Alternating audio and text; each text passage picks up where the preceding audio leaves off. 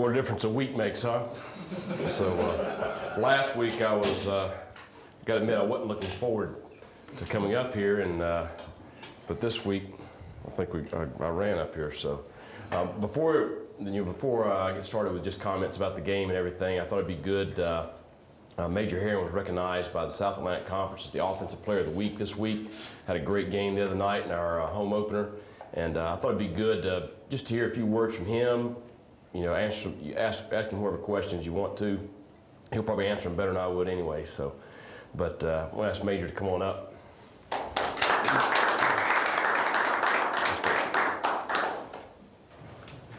How are you?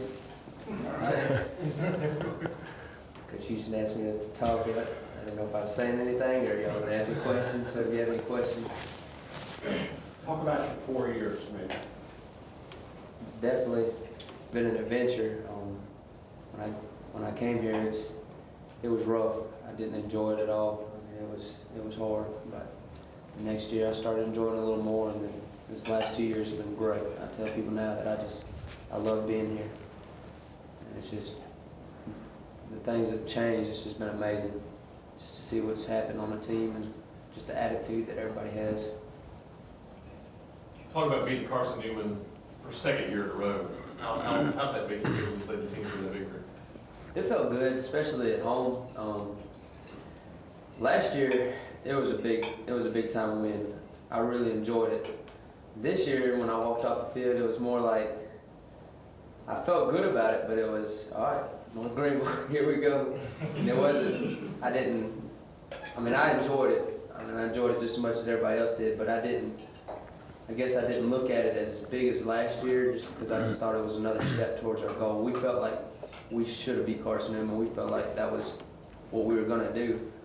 So it just wasn't as exciting, but I really did enjoy that win. I mean, it was a lot of fun, and it was good to do it at home.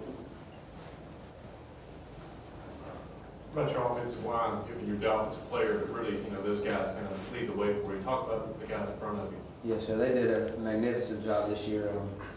Caleb Myrick went out early in practice with a knee injury. And at first, we thought it might be a 2 or 3 week thing, and he said it wasn't as bad as we thought. And he fought through it and came to practice Friday night for a walkthrough, and then played every snap Saturday. And just what a brave effort! I mean, he gave, and it was swelled up afterwards. I saw it. I thought, holy cow, Caleb! But I mean, he really pushed through an injury for us and really helped us because they had a very talented guy playing across from him. And I thought he did a great job, as well as the rest of the offensive line. Zach Howe did a great job at center. He was flying around trying to cut people downfield. And against Concord, he may not have had a great game, but he really stepped up against Carson-Newman and played well. And all the rest of the guys did a great job, and it's definitely nice to have a good line in front of you. I'm curious, I don't want to put you specifically on the spot, but one of the real highlights was the locker room following the game. And I'm wondering if can you put those words together for the fight song that everybody was taught last year? Coach G came up with a fight song for us. I don't know if did he just start singing it one day at practice, or did he made it up. He wrote it himself. He said he wanted to use the words he couldn't remember, so I'm hoping you can.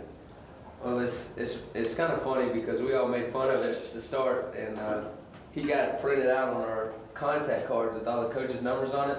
He got it printed out on our contact card and kept giving it to us, and we thought it was hilarious. But we started singing it after every win, and now it just feels so good when you win, just to come in and just have something that we do that we enjoy. And I think it goes, put your old red bonnet with the LR on it and hitch Joe Bear to the fight. We're going to block them, sack them, and we're going to kick their butts tonight.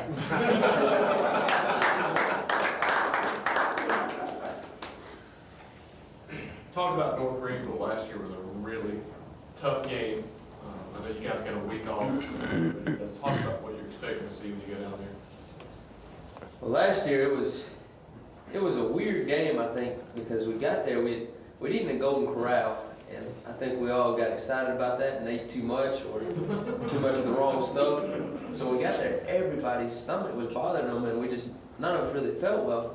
And then it was really quiet for the longest time. I mean, just real quiet. We were down in a bowl, and it's just like we were the only people in the world. It was really strange. And the game picked up, and it just didn't seem like we were ready to play. And as it went on, it became a great atmosphere.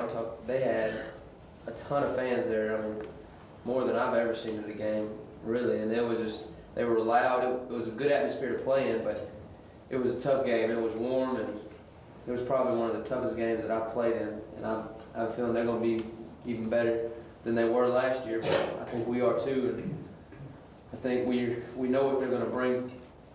I think last year they surprised us with a few things, but we've seen it, and we've got a few more things that we can use against them. But it's definitely going to be a tough game. It'll be a war all the way. Major, between Saturday and right now, the win over Carson-Newman, do you guys savor that, or what is your thinking? What is your feeling as regards putting that in perspective? I think we've tried to enjoy it, knowing that it was a big thing, and especially having an off week, we've had time a little bit to enjoy it. But today when we step on the field for practice this afternoon, that's over, and we've got to get ready for North Greenville. But, I mean, we don't want to just completely ignore the fact that we did something great, but we can't get too high on it, because we do have to play another game, and it's going to be a tough game. Would you rather play this week instead of have a week off? I need the week off, and I think everybody I got beat up Saturday.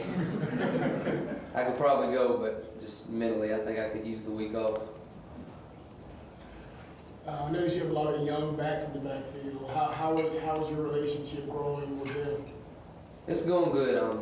All those guys are terrific guys, great character, and even their backups, just great character. I love every one of them. I mean, they come out and work hard every day, and I thought they played really well the other night. They're getting better. I mean, they still got a lot of room to grow. From our opponent, Corman, were at last year, they were just seniors and just been through the fire and knew where they were at. But these guys this was their third game, and I think they did a great job, and they can only get better. And they're the type of kids that they're going to come out and work hard every day and really strive to be better. They're not going to think they're all that right now and just kind of take a break. They're really going to work hard to try to get better. And there's a lot of good competition at that position, so they're going to push each other. But I really like all those guys. That's a good core group of running backs that we have.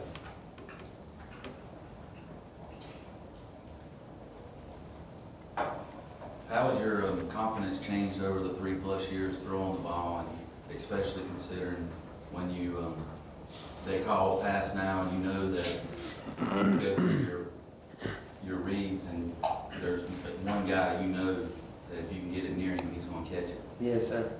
Well, nobody believed me, but I could throw the ball. That made me mad over the years. It's definitely helped. Last year, Coach Thompson came in, and we had one spring under him, and he put all these pass routes in, and we were learning them, so it was kind of, I would drop back and didn't really know where I was going with the ball. I didn't know where they were going to be, so I would drop back, and I was just looking for somebody to throw to. Now I know where the routes are going to be, and that helps out a lot, to know where I need to, know where my reads are, know where I need to go with the ball.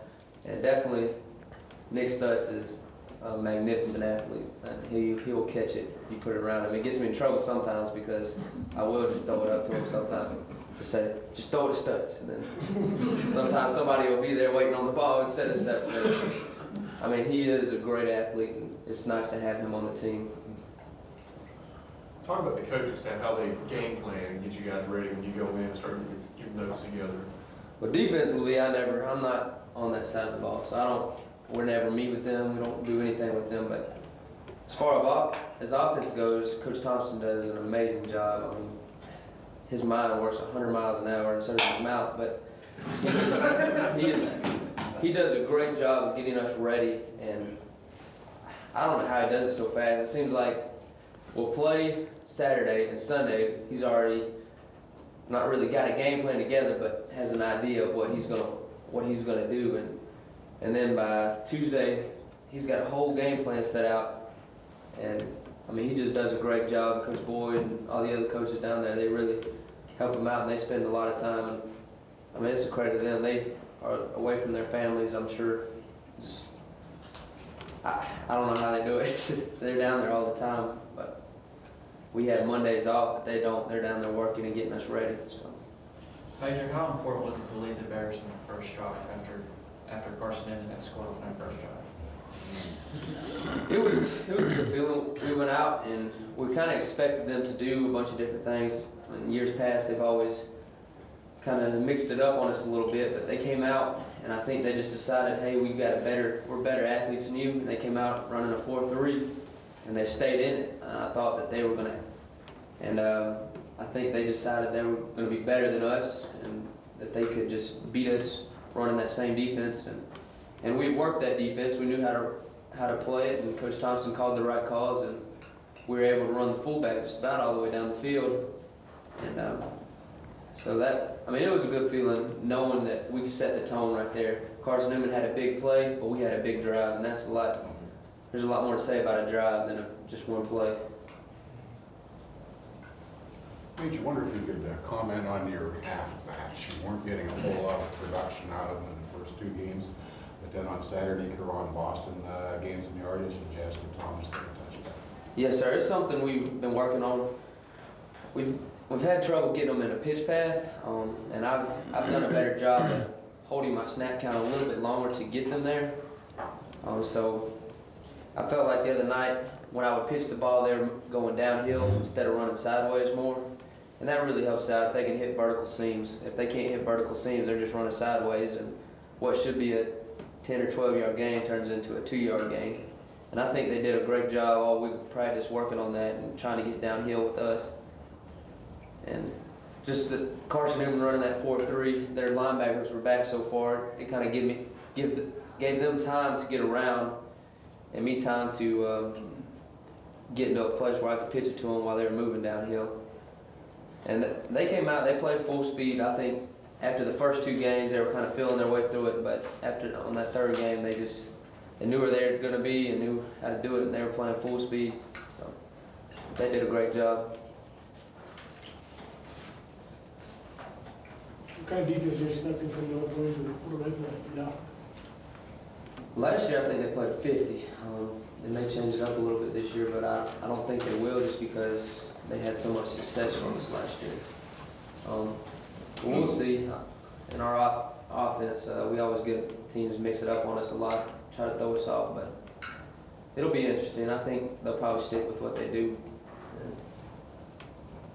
Kind of like Carson-Newman, they'll think that they got the better athletes, maybe the better team, so I think they'll stick to what they do, and we'll just have to beat them doing that. So.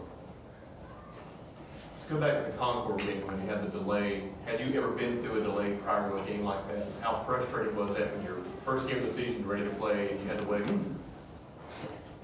I've never been in a delay like that. I've never had a game delayed, but it was hard. I sat around in the locker room, all of us did, and we just sat there just waiting. I think I had my shoulder pads on at 5 something, didn't play till 9, but I was walking on the field and I'm just not ready to play. It's late. I don't really want to play. And I could hear LB in the locker room, and he just started getting jacked up and just started yelling. And I could hear that behind me, and then my mind just automatically said, "Oh man, we were about to play football." And I got so excited at that point, and I think everybody did. And I think he really set the tone. And when all the rest of the team came out on the field, they were so excited.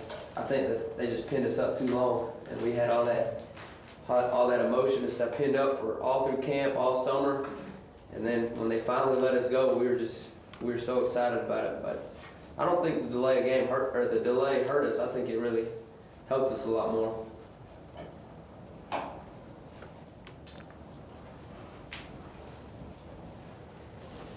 Mage, thanks for coming up. Appreciate you saying. Thank you. He did it's kind of like a pro now. Very impressive.